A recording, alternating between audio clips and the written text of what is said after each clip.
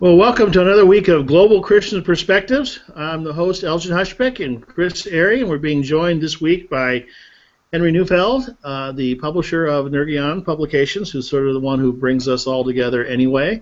And we'll do some more in-depth discussions towards the end of the, or towards the half-hour mark.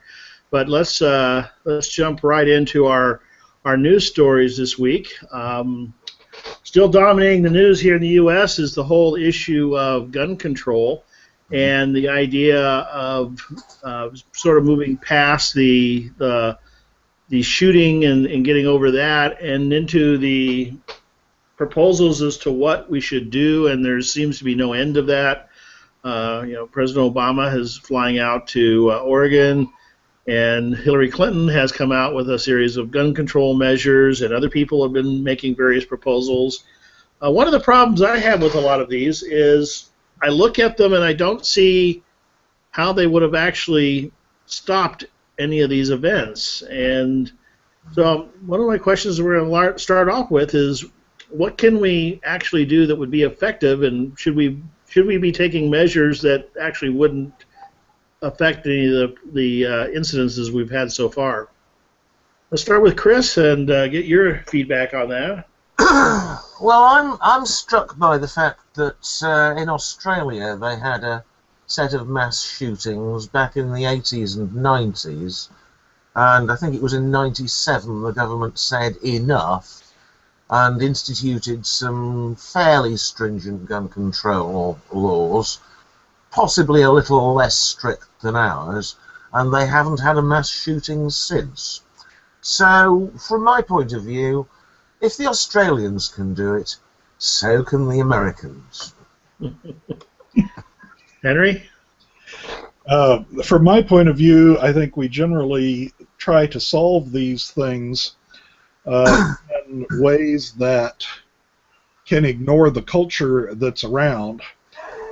And that is to say that American culture is not Australian culture and is not the culture of the UK.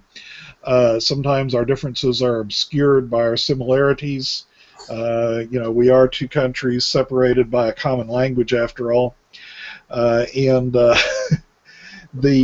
So I find the announcement that having lots of guns on the school campus in the hands of law-abiding people would be, I find that a questionable proposal, and this would be solved by gun control, I find to be a questionable proposal, because we have other issues that are involved in all of these.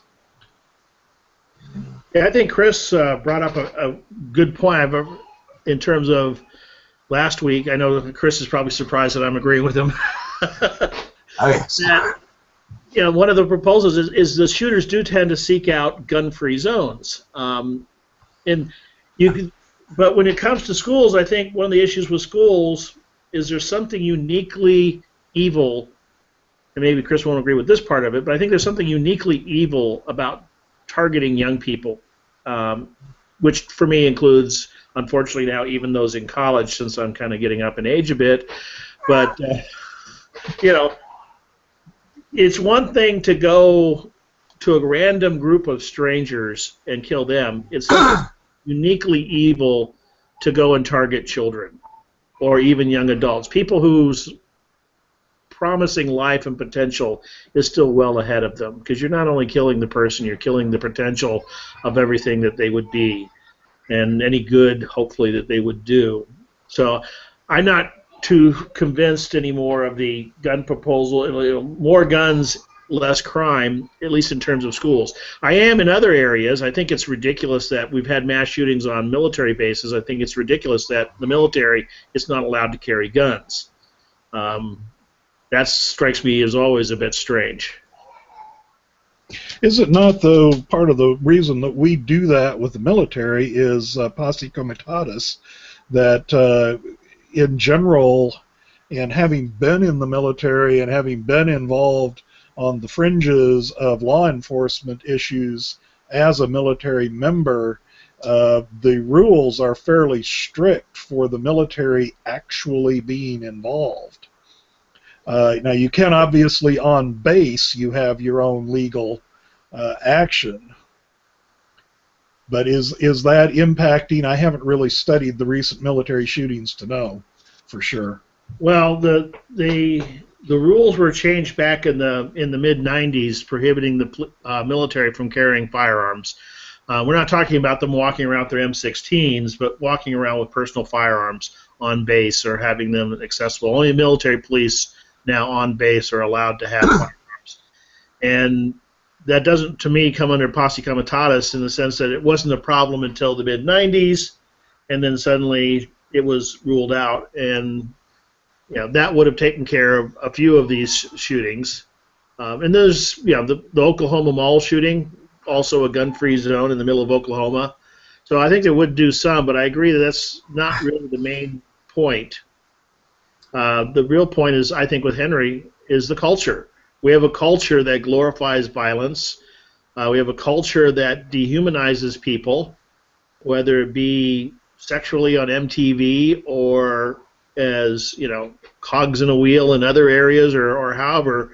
We don't value people any longer in many respects. And I think that's a large part of it in the sense of, if you want your 15 minutes of fame, hey, go out in style and kill somebody, right? It does seem to me that there is no evidence that having a load of extra people carrying weapons actually functions to prevent any crimes at all at the moment. There's a little bit of anecdotal evidence that the National Rifle Association have gathered, but there's nothing formal. There are studies that seem to show that there is a strong correlation between the more guns there are in an area, the more shootings you get, and certainly the more gun-related suicides and that kind of thing. Yes, I think. In Switzerland, you have plenty of guns in Switzerland, and you don't have this problem. And yeah, it's anecdotal, but there was the incident in Colorado where the man went into these mega churches, and having just killed a number of people at one of their support facilities, came to the church with the intent of killing a bunch of people, killed 2 people in the parking lot, and didn't kill any more because there was a person there with a gun that shot him dead. May happen occasionally, but going back to what Henry was saying, yes, I think there's a problem of culture, and I'm not sure you're that much different from the Australians. You are different from the British in that. There seems to be a worship of guns. It seems to be a necessary part of being a man to have a gun. I could advance some ideas about why that was, but probably not on a Christian discussion program. Well, let me step in on that just a second. Yeah. My issue on the culture here is not entirely, how shall I say, having to do with what we think guns will do. Because I am a person who was trained with firearms. I was in the military, and I choose not to own a gun. Mm-hmm. And there's a very simple reason for this. My view is that with my level of training and my nature, I am not a good person to have waking up half there and have a firearm in my hands. In other words, I do not trust my ability to shoot the bad guy and not the good guy under the right tense circumstances, but that is a personal choice. What I'm talking about on the culture of guns is we very often think that we can prevent something from happening by making a law against it. And if that was true, we would have a lot less trouble with drugs in this country, for example. Prohibition set us up with that in terms of alcohol. You ban alcohol, and what you do is you generate a lot of sales for it. So with guns, my concern here is that you make a law against it, and with our culture, you'd simply be jumping on it. I mean, there would be that as many guns in illegal hands, less guns in legal hands, and I think that is a function of American culture, not an absolute for every nation. Yeah. let me. We're about out of time on this. Let me just summarize it also. In terms of the culture, I think we have a culture that you know that emphasizes gangsterism. That if you look at the movies and the Rebel and all of that is a big part. As far as the number of guns, I don't really think it has anything to do with manhood. We are, at least particularly in this area, are very much a hunting culture, and it's Wisconsin is middle of America, but everyone up here is talking about duck season at the moment, and going out and looking at the ducks, and they're already thinking about hunting season for deer, which opens up. There are bow seasons and all. It's very, very much a part of the culture is hunting and outdoors activities, and I know that was also the case in lots of about west in Montana and other places. Wyoming is very big hunting areas. I think that's a large part of the culture. The interesting is in those cultures you don't see that much problem with guns. It's when you get into the cultures where I think people are less used to having guns around that I think you have a problem. But we're about out of time. Let me give you one real quick any short comments before we move on to the next topic. I think as a nation, you're addicted and you need to go to detox. Henry, any final comments? Well, I would say if I'm addicted, why do I not own a gun? Well, even though I know how to use one. Yeah, I would actually say we have not so much a gun problem. We have much more of a mental health problem and a moral problem. But I'm sure we will come back to this in future episodes, so to speak. Let's move on to another topic. It's also kind of a carryover a little bit from last week, which is the Senate passed a defense bill for $612 billion, which doesn't sound like a whole lot. I mean, it sounds like a whole lot by itself in terms of the needs of what the military is saying. It's still fairly short. We have had a 25% cut in the military, and this goes a little bit towards making some of that up. But the question was raised last week is, should we even be having defense spending at all? Is this something that we should be focusing on as a nation, or should we really be seeking to cut the budget even more severely? Henry, why don't you start on this one? Okay, well, I'm going to start with the way Chris ended us on guns, talking about insanity. I think the definition of insanity is continuing to do the same thing, even if it doesn't actually tend to solve the problem.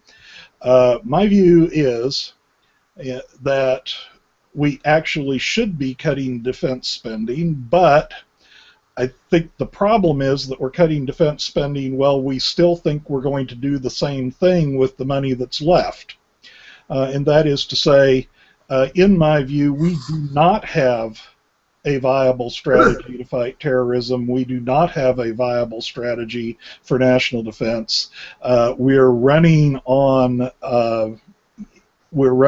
things that were already in existence and simply continuing the same activity. And so I'm an advocate of reduction, but I'm also an advocate of changing the strategy. Okay. Chris? I'm inclined to agree with Henry there. I have to admit, when the sheet came through, I saw defense bill passes in Senate for $612, and I thought, actually, that's a reasonable amount. I was relying on context there. I know you were. I think going and fighting wars in foreign places is something empires do. Now, maybe you want to be an empire. We tried it for a while. It got very expensive, and we gave it up. Maybe one can learn from history there. I think I'd want to comment on whether or not we should have defense spending. I fully believe that there is a good reason to defend both ourselves and I'm pleased to have been part of the military and to have participated in defending others. That is, I am not opposed to, if necessary, violent action against people who would do evil. It's simply that I think that if you're going to do so, you have to be careful. The common view is that defense spending is determined by external factors. I disagree. It's determined by a combination of external factors and the strategy that we choose to handle those factors. The strategy that we've chosen has placed our military in positions where it cannot possibly succeed, at least within people's willingness, and I don't mean the 25%, I mean considerably more expenditure than that, to make some kind of successful result. And to me, the moral issue here is when you use violence in a way that is not successful, I start to see a moral issue. Yeah, I would agree with that part of it. I would, and even the strategy part, I would have a countervailing view in the sense that I think we should have a larger defense budget. I think we have tried, what the left has for years argued, actually decades argued, that we should cut back on the military, and under Obama we have done that. We've cut back 25%. We've pulled back considerably, and yet what do we see? We see growing instability throughout the world, not only in the Middle East, but in areas where we didn't have to really worry too much about in the past, like the South China Sea. We don't have the carriers at the moment because we don't have the funds to keep the carriers up and out at sea enough. I do agree, however, that there's a bit of strategy. Just throwing money into the Defense Department is irrelevant, but I know we do officially have a strategy. The strategy says we should have about 350 ships, to just focus on the Navy for a moment, and we are currently at 270 plus or minus and declining. So I see a major issue in the sense that we're not funding the military, and I think because of that, I think things around the world are getting worse. Well, I think one of the problems there is that your military budgeting process and your strategic process have to coordinate. In other words, if you want to have a strategy, as I see our counterterrorism strategy involves a willingness to go ranging from militarily threaten to militarily occupy the countries that become bases for terror.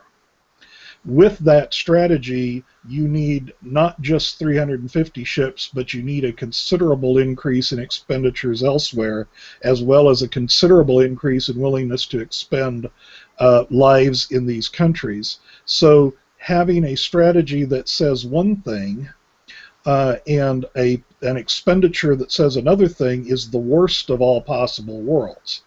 If you're going to reduce the defense budget, as I believe we should, we need to do it in accordance with changing the strategy. One of my greatest disappointments with the Obama administration, and I know I differ with you greatly because I think we could reduce the defense budget a great deal, but to me the complaint about Obama is that his foreign policy and military policy is way too much like George W. Bush's.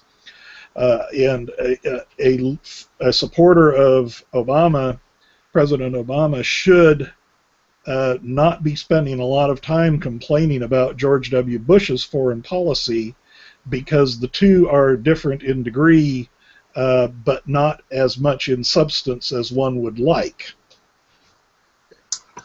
I do take the view that I am, as yet, not a good enough Christian to forswear the use of force in self-defense completely, and particularly not for the nation.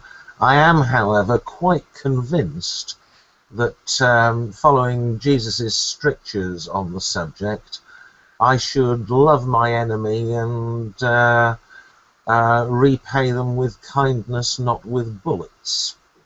I think on this, the probability is that the Mennonites and the Quakers have got their theology right.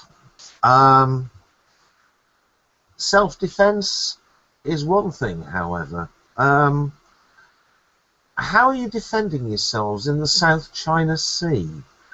How are you defending yourselves by bombing Syria? It's too extended. We used to do this. We used to have the send a gunboat policy, which, amongst other things, resulted in us shelling the Acropolis in Athens once, which went down a bomb, as it were. It doesn't buy you friends, and it doesn't tend to secure objectives, in my opinion. Well, I would argue that our self-defense is a major part of it, but I do think that helping your neighbor is another part of it. I don't think it's the Christian position to look at what's happening to the women and people under ISIS, the women being sold into slavery, or the Boko Haram being sold into slavery, and saying, well, I know I could stop it, but that's not self-defense, they're on their own. I don't think that's a Christian position. Now, I would agree there's a whole slew of other issues which we would have to discuss as to whether we should do something and what we should do. I agree, we should not automatically jump in. We can't jump in everywhere. On the other hand, the South China Sea, we have traditionally had ships there for a long time, and that has been a very peaceful thing. And it didn't involve invading any countries. You might put Vietnam in that, but that's kind of a different issue and not really germane to what I'm talking about. But just say after Vietnam, we sailed traditionally in that area, protecting largely Taiwan, protecting North Vietnam. I mean, the war that's coming in that area, if it comes, and it could break out any day at this point, but if it comes, it's going to be between Vietnam and China, because those are the two nations that are in conflict. You see Japan seriously talking about having their independent army, because they can no longer depend on the United States for protection. Having these areas militarized, I think, is a valid interest, especially when it's just a matter of spending some money to sail some ships to the area and keep the peace, as opposed to pulling out and having actual war break out, which is what we're running a risk of. So we're about out of time on this one. We ran over a little bit. Let me give you a couple of, I don't want to just steal the last word. So real quick, any final comments? No? I would say that my disagreement with you, Elgin, is largely a matter of strategy. I do have some points. We both would include the protection of others as a possibility, but I think that the strategy would be, and that's well beyond a 10 minutes conversation, because we're talking about the strategic issues are many, varied, and complex. And I'm more than willing we can have that discussion in the future, and I'm open to that. So anyway, let's move on to our next and final topic in this half hour, which is a new political leader has arisen in Britain, and probably unknown to a lot of Americans. I thought we'd take a time to give Chris a chance to update us on just who is this guy named Jeremy Corbyn. Okay, Jeremy Corbyn is, to a great extent, an old-style Labour socialist.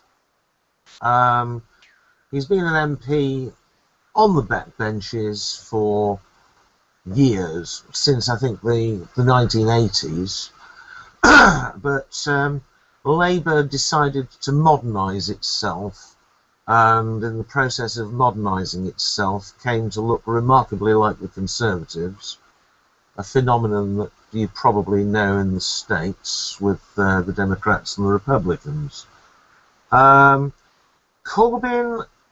has very radical views compared with what has been the ground that the Conservatives and Labour have been fighting over, which is frankly, by historic English standards, right wing. He believes, for instance, in renationalising the railways and the energy producers, possibly renationalising some other industries which which used to be nationalised. He does not believe in a nuclear deterrent, and one of the big issues on which the press have been up in arms is, when asked, he said, "I may not be able to get my party to agree to scrap the nuclear deterrent, but if I were Prime Minister, I would never press the button." He is fundamentally not prepared to compromise his principles, which are socialist, in order to score political points. He also doesn't go in for the name calling, and there has been an awful lot of name calling in the press, which is largely right wing, or certainly the tabloid press here is largely right wing. And the Conservative Party conference this last week has had an absolute field day. David Cameron says he's a threat to national security, for instance. A quick question. Yeah. You mentioned left wing, right wing. Can you put that on a scale? As where would your right wing fall if that somehow magically that politician was running in the United States? Somewhere around about the middle of the Republican Party, I suspect. Okay. We do not have any mainstream politicians as far right as, say, the Tea Party. We do have some non-mainstream politicians who are getting on for being that right. Happily, they stand little chance of getting elected. And historically, what we've regarded as left-wing has been a long way left of anything that you have in sensible politics at the moment. I mean, Jeremy Corbyn makes Bernie Sanders look very wishy-washy moderate, for instance. So you think there's any chance that Corbyn will ever be prime minister, or is he going to be enough of a right-wing rod that he'll ensure that what is your Conservative Party, that they'll stay in power? It's an interesting question, because he won the election for leader of the party on the basis that the party, for the first time, actually did a one-member, one-vote system. And he won on the first ballot with over 58% of the votes cast. The next best had 19%, if that's any indication. Yeah. So, and we should point out to American viewers that that election of Corbyn and the first ballot win and so on, that was pretty startling. yes.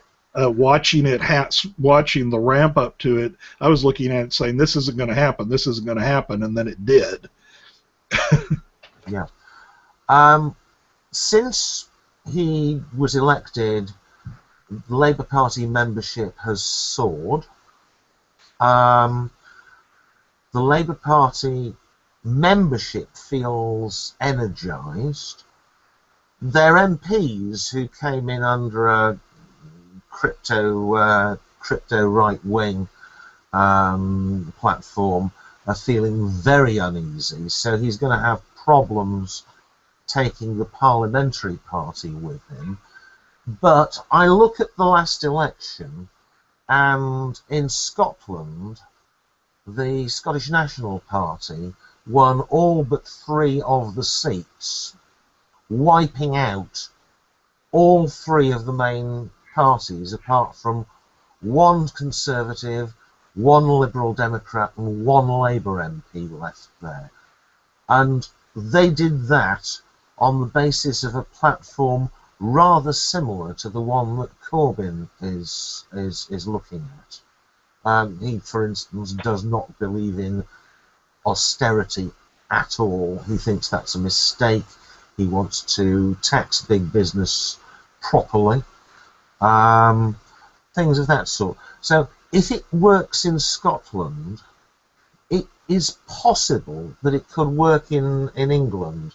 And we've not had the popular upsurge that Corbyn actually represents. They've just been staying at home because there's nobody to vote for. Can I ask you another question there, Chris? What would be the possibility in the long run, for example, if the SNP remains in ascendant in Scotland of an SNP Labour coalition? Do you think Corbyn would look at a coalition with the SNP, assuming that Scotland hasn't seceded? I'm sure Corbyn would look at that. Whether the SNP would is an interesting question, but certainly their policies, apart from Scottish independence, would go together quite nicely. They wouldn't have much difficulty putting together a coalition platform. Of course, the SNP might by then have taken Scotland entirely out of the UK, because we have an upcoming vote as to whether the country as a whole stays in Europe, and if that vote goes against staying in Europe, the SNP will hold another referendum on leaving the UK. Well, something we'll have to watch, and I got a feeling we'll be coming back to talk a little bit more about Jeremy Corbyn and some of his policies. So nice.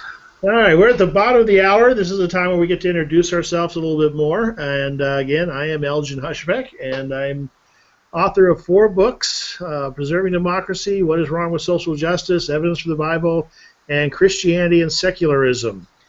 And my co-host is Chris Airy. Why don't you introduce yourself? I'm Chris Eyre. I come from the opposite side of the Atlantic and the opposite side of most political things to Elgin. I blog at airlines.energian.net. And Henry?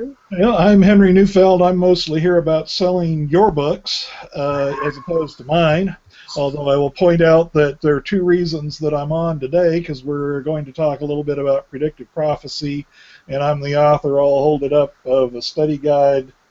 I don't know if this is showing, to the Book of Revelation.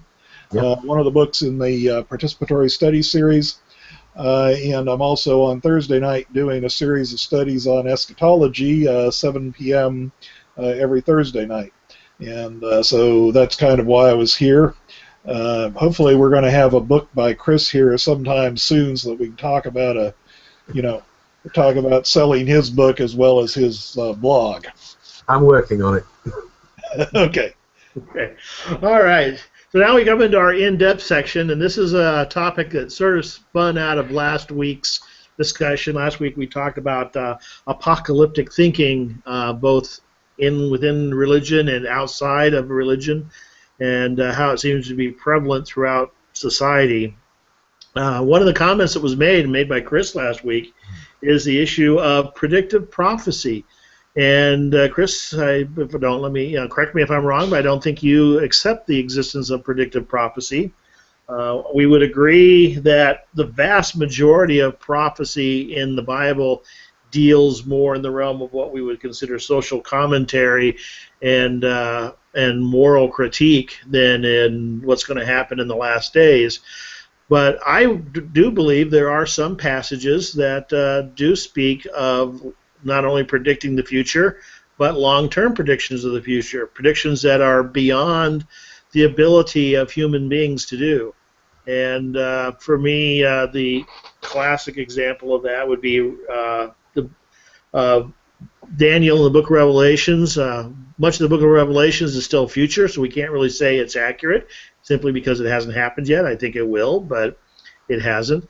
But when we move into the book of Daniel, Daniel is unique in the sense that it has what were for the people long-term predictions, but many of those predictions have already come true. And we're going to focus on how we would look at two of those. One is in chapter 2, and where the prediction of the 4 kingdoms, and the other is the Daniel chapter 9 and the predicting of the coming of Christ. So let's start off with the predicting of the 4 kingdoms. It's a vision that King Nebuchadnezzar had, and it was very clear that and I think all scholars agree, the first kingdom, it represents 4 kingdoms, and the first kingdom is Babylon, because that's identified clearly in the text itself.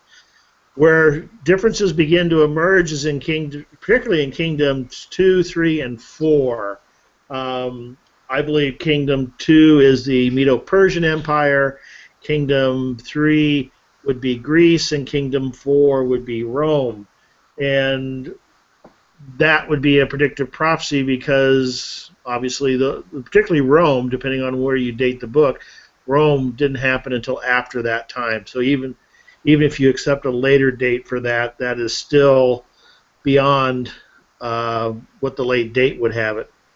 So with that background, of course, my view is that it is predictive prophecy. So Chris, how would you look at that particular prophecy of Daniel? If it's not predicting the future, what is it doing, and how do you understand it? I don't say that there's no possibility of prediction, merely that the only serious possibility is of something which is in the fairly proximate future, which one could predict looking at all the facts that are there. I philosophically consider the future to be open, not to be determined until a variety of things happen, and therefore not at this point to exist. So from my point of view, not even God can know something that doesn't exist as yet. As far as the future prophecy in Daniel is concerned, I don't know whether that kind of prediction could have been made at the time when Daniel was written, which I'm inclined to think was a lot later than the time when Daniel purports to be written, but Henry could perhaps help us on that. Any time from probably the early 3rd century onwards, I think it was possible to predict Rome as a major empire. So I don't think it was that amazing a prediction. Henry, you want to jump in? I think before I say something directly about Daniel, I need to say something about my view of predictive prophecy, because if we're asking the question, how should we say, if we answer the question that the predictive prophecy is not possible, there's a certain limitation on the number of possible interpretations that we can come up with. Mm-hmm. And whereas, so let me say, really, I see 3, and I'm going to concentrate on 2. We can have prediction in the crystal ball sense, which is the future is already determined. I look into the crystal ball, I see what happened, therefore I predict it. I think a lot of times we read biblical prophecy in the predictive sense in that way, which is to say, God looking into the future. I actually happen to reject that particular approach to any form of predictive prophecy because of the other 2. There's 2. One is what Chris seems to be talking about, is knowing what it is now and therefore predicting based on the facts on the ground what is likely to happen. Predicting the future as a matter of probabilities based on what's going on. But there's a 3rd one, and this is where I think predictive prophecy in the Bible falls under. And in case you aren't catching it, I am saying that predictive prophecy is a possibility, in my view. And the 3rd one is God saying, this is what I'm going to do. As a matter of fact, I consider the vast majority, or rather of the prophetic literature, when it starts talking about the future or the present, is God saying, this is what I'm going to do, and I've based my entire view of inspiration on God acts in history, and a lot then comes from that. So for me, your prediction of Rome could occur on one of two options. A, I'm going to cause this to happen, or B, as somebody who knows everything about the present, I will. This is what is likely, or what I am seeing taking place. I tend to see it as God saying, here is how I am going to interact with history to cause it to unfold. Now, within that interacting with history and terms like process theology and open theism, I'm glad to go there, but that's too many points before I pass it to somebody else.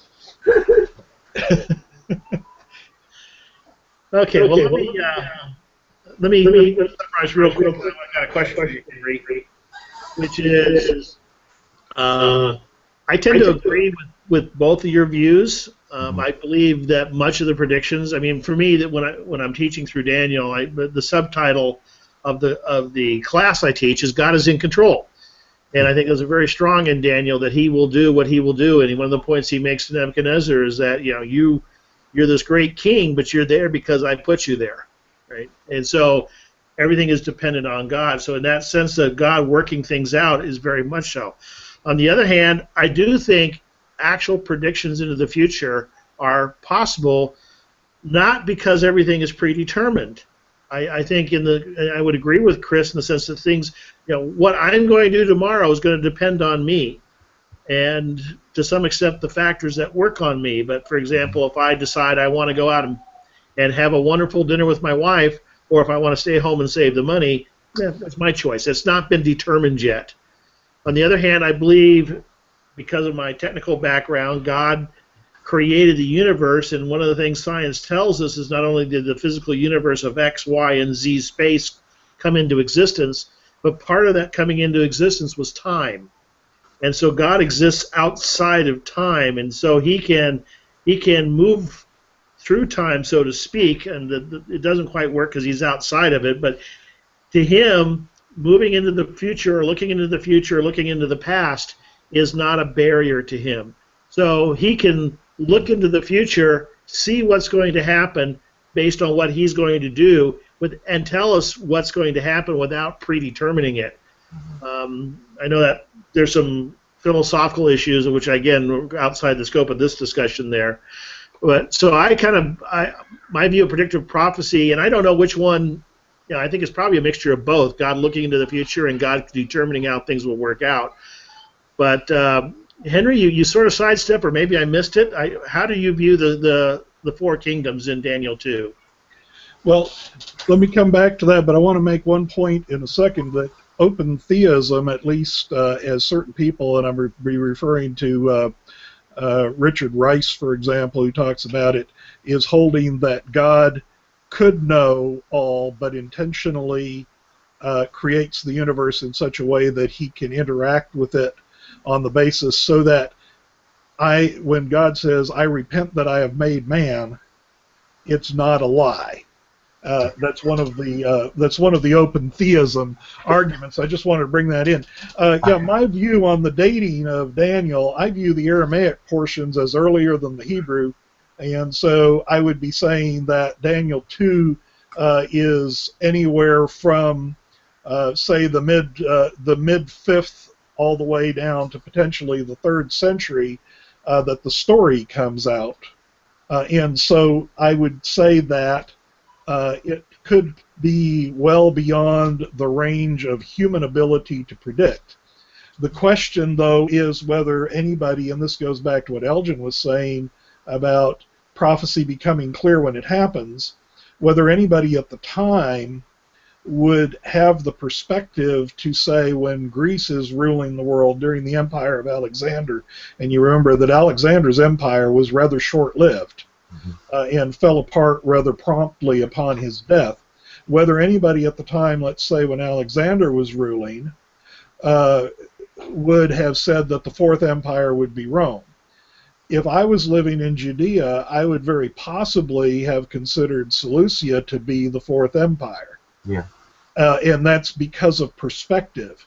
Right now, I'm looking back and I read histories of Rome. I know that Rome is rising. I read histories of Ptolemaic Egypt and Seleucid Syria, and watch them going on. So my question would be whether Elgin's point, and I guess this goes back to Elgin, would somebody in anywhere from the 5th to the 3rd century not see whoever's on the horizon as the great empire? And I certainly, though, agree with you, Elgin, on the point that's being made here to Nebuchadnezzar is you're not in charge. Or to whatever king might be thinking, I'm a head of gold, or go to chapter 3 and 4, it reemphasizes it, any king who's saying, I'm a complete golden image. So I see this message as almost universal. It's saying, you think you're it, but you ain't it. Yeah. And it's not going to work out the way you want because God says, I am going to do X. And whether or not he can look down the centuries as traditional theism, William Lane Craig has some excellent writings on that from the view that I think Elgin is expressing. William Lane Craig does some... William Lane Craig, my tongue is falling over itself. But he does some excellent stuff. As a matter of fact, he does a whole chapter on is time travel possible in order to illustrate how that would work. Or if you're looking at the open theism, God is saying, I'm in charge of all of this, however it is that I interact. So I hear the same message. And how early, if you really have a God's eye view of the thing, how late do you think it has to be before God figures out where Rome is going, if he has 100% knowledge of the present? Mm-hmm. See, that's I'm just saying that to me, that's why I absolutely cannot rule out the sheer predictive element of it as opposed to the promise that this is what I'll do element, even though I think prophecy is more interested in the I am God, I'm going to do this element. Okay, let me make a quick comment, and then I want to go back to Chris. In terms of at the time, it's hard to speculate because we're not there. How they viewed it, I would seem to think there's a very likely chance that many people would have said, yeah, this is it, because how many times have we said, this is the end times throughout history? Well, not us per se, but Christians have said this is it. We always seem to think we're living in the end times, and I don't think we will know until it's too late. One other little habit I would throw back at you, there is the statement in Josephus. I know a lot of people question it, where it gives the account of when Alexander the Great visited Jerusalem. They showed him the book of Daniel and said that these passages refer to you. Did that actually happen? Does that Josephus writing later? Hard to say, but at least by the 1st century, people were looking at it like that. Chris, let me get you back in here. Yes. So as to move as close as I can to the other two of you, I agree. It is certainly possible that God can indicate what he intends to do, or what he is moving in the direction of doing, and that could have a significantly longer time frame. But I do not think of God as a directly interventionary, coercive force. I think God has to work through human beings. And I think the biblical witness is that human beings are frequently extremely recalcitrant and don't necessarily do what God would prefer them to. So I think while there can be an urging in a direction, greatly specific things are much less likely, and a detailed outcome really very unlikely. Well, that brings us that's a great segue into the next prophecy, which is Daniel chapter 9, which basically predicts from the issuing of the decree to rebuild Jerusalem and the temple There'll be the 70 weeks, which are actually 77s, which general agreement, those are years. I think there's a good, I don't see how they could really be anything else, actually, but general agreement, those are years. And if you look historically at there's 4 possibilities of decrees. The first 2 were basically to return. The last 2 were to go back and rebuild, and in fact, the last one wasn't really even a decree. It was more of a reissuing of the previous decree by Artaxerxes. So now, if we know the date of that decree, plus or minus a year.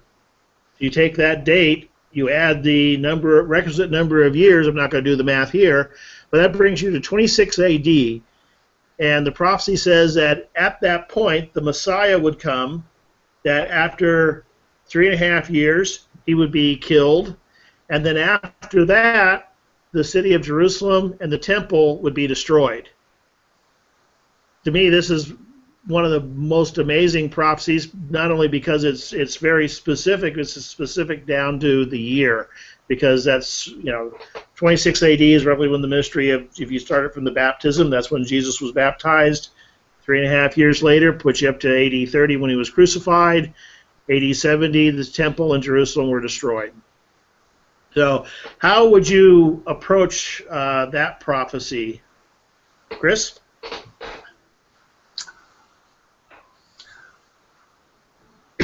With initially huge skepticism as to the juggling of numbers that's gone on, if nothing else. It appears on the face of it to me to deal with a much shorter time scale, during which there doesn't seem to have been a Messiah. Well, let me step in here and look at. Well, I look at Daniel 2 in one way. Daniel 2 is part of the Aramaic portions, and I would most certainly be willing to say that this portion could well have been present in Jerusalem. In other words, saying that we have a book of Daniel and we present it to Alexander does not mean that we have the book of Daniel as we have now, because we also know that there are Daniel stories that are circulating separately. So we go from there to a slightly different picture in Daniel 9. And to go through the interpretation of Daniel 9, I can look at the clock and say I'm not even going to get started, but the main point that I would make is that there are just dozens of interpretations of these prophecies in terms of the starting point, in terms of the week and what exactly that it means, and also in terms of how does it connect to the other prophecies, because you have Daniel 8, which seems to say related things. Then Daniel 9 starts out with Daniel going, I don't understand. And many interpreters then believe that Daniel 8 is what he's saying he doesn't understand. And so now we expand this in Daniel 9. And my problem here is that, in a sense, assuming that the interpretation that you've given, Elgin, is the correct interpretation, this is one that is very much not really recognized until after the fact, because exactly where the starting point lands and so on is a matter of difficulty. And even though this is a prophecy that I want to see as predictive, it would not be one that I would take into an argument with somebody who did not believe in predictive prophecy. In other words, that is, I understand that you're carrying it that way, but I'm not so sure that I feel comfortable on that ground. And oddly enough, the seven years ends up into the prediction of the rapture and tribulation in dispensationalist interpretation. it gets tied into that. It's sort of like, I like to point out Revelation chapter 6, when the white horse comes out, we actually have serious commentators who argue that this is Jesus riding out on a white horse, and other equally serious commentators arguing that it's the Antichrist. Let me Go ahead. Let me clarify real quick my definition of predictive prophecy. I define predictive prophecy as that which predicts the future, but I would fully agree that we will not know until after the fact what it actually all means. As I was commenting earlier, I think the book ends with Daniel asking, "What does this all mean? How is this going to work out?" And the angel responds to him that this is something for those people who will go through this. It's a little bit of a paraphrase there, but I don't believe we can sit down and plot out what's going to happen at the end times. I think it's predicted in the sense that once it happens, it's very clear to look back and see what happened. And like I said, there's four decrees. The first two don't match. They don't talk about rebuilding of the city, and the last one does. So I mean, it's easy to it is easier to put these things together after the fact. But the idea that it comes out at 26 AD, when we look back, is very clear. That to me is what predictive prophecy is. The prophecy isn't real so much to tell us what's going to happen. The prophecy is to tell us that God's in control. Chris, let me get you in here real quick before we finish.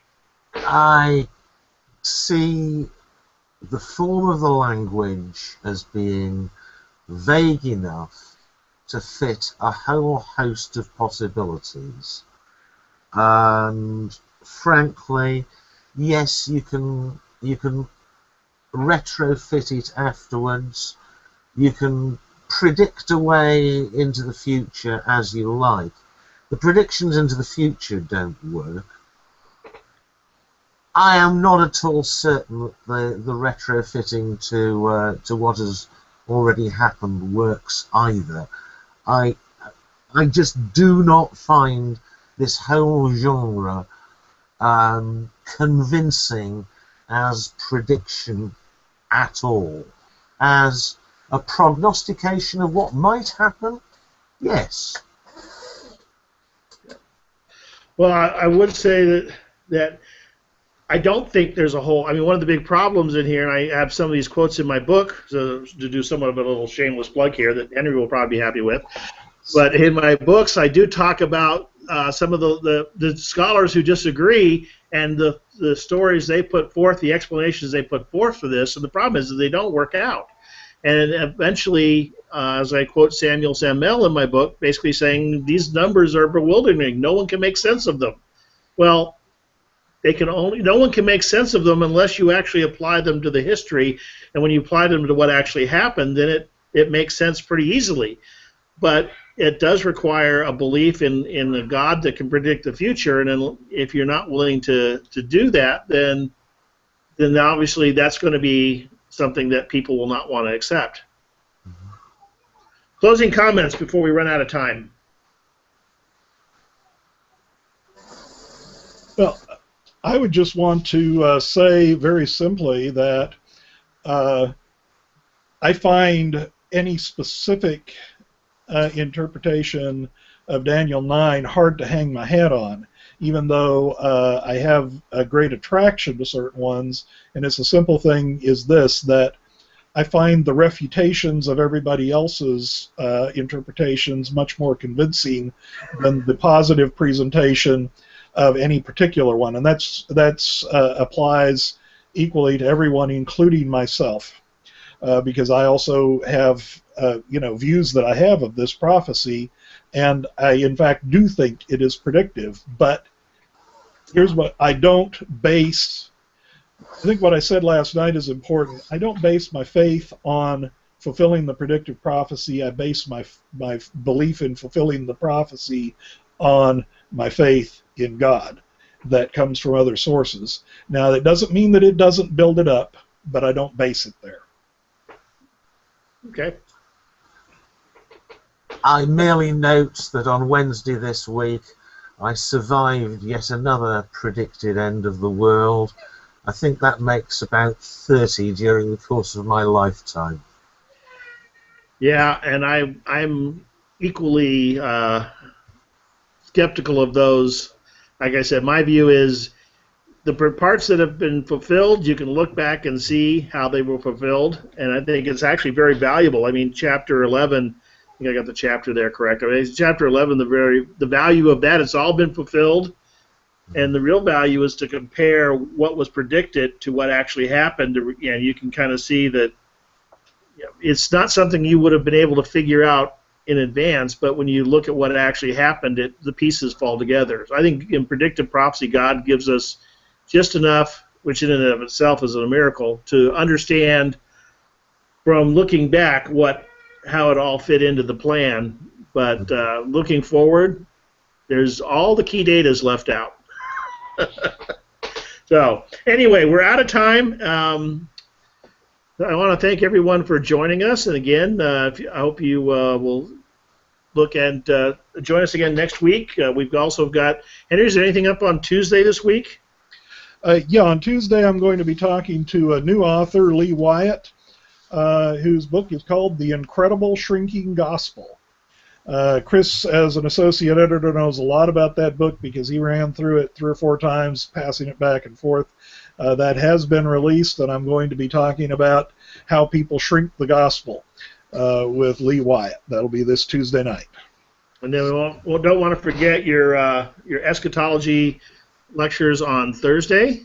Absolutely. And hope everyone will join us again next week for another Global Christian Perspective. Thank you for joining us. Good night. Have a good week.